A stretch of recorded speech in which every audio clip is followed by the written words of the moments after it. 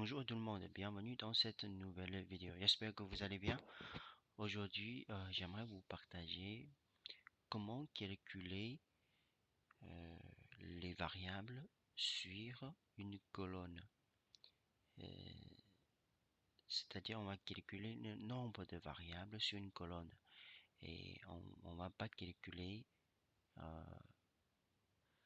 les doublons, c'est-à-dire qu'on calcule le nombre distinct sur une colonne. Voici un exemple que j'ai fait dans le cours précédent et vous allez voir sur ma chaîne YouTube, sur ma vidéo précédente.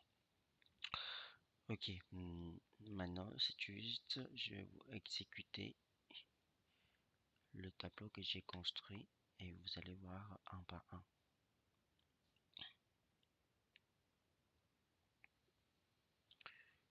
Ok, ça c'est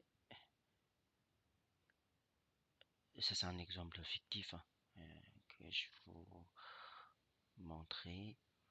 Il y a une variable sirène, ok. Et ensuite, ce tableau, j'ai déjà expliqué.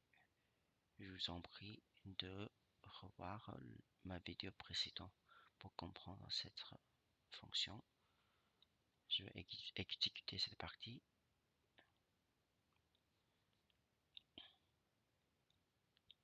Voilà, il a construit le format en 9 caractères sur le variable sirène.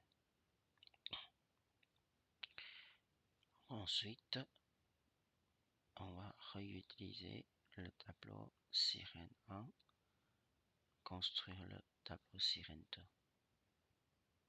Ok, c'est-à-dire qu'il a descendu le variable sirène 1. Voyez, c'est ça la fonction large qui fait cette action. C'est-à-dire qu'il va descendre la première ligne en deuxième ligne, ainsi de suite. Et puis qu'ici, c'est-à-dire qu'il va disparaître pour cette variable. Bref. Ok, maintenant, l'idée de ce cours est de vous montrer cette astuce. Et si, regardez ici, si cette variable égale cette variable, il va égale 0. Sinon, il va égale 1.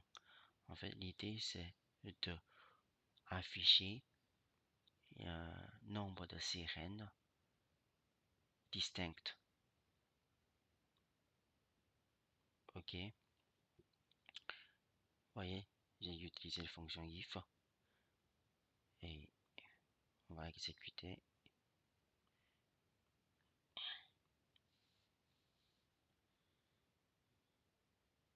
Et finalement, il a affiché 1. En effet, lui n'est pas égal vide. Donc, il va afficher 1. Ensuite, suite. Et on a bien constaté, dans cet exemple, on a 4 sirènes distinctes.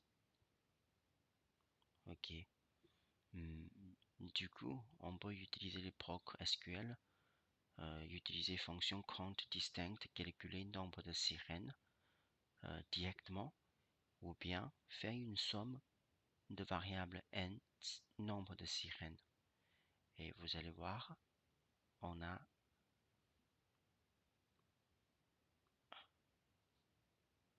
les résultats qui va afficher 4 et 4.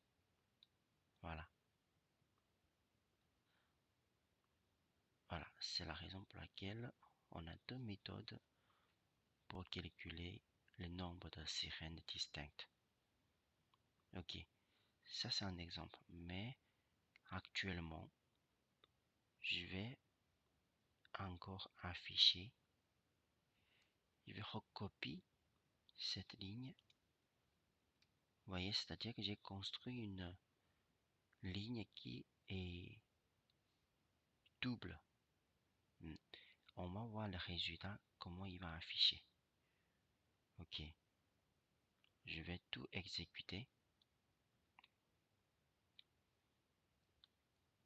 jusqu'à là. OK. Et après, vous allez voir le résultat.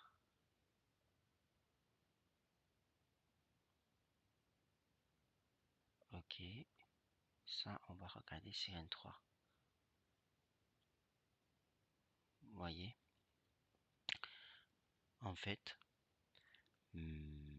j'ai fait exprès de doubler ces deux dernières lignes.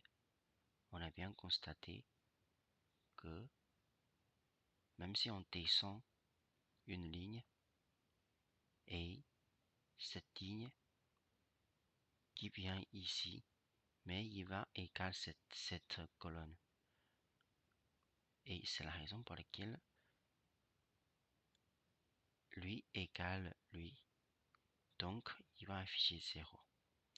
Et finalement, quand on calcule le nombre de distincts sur les sirènes, on va trouver toujours le même résultat.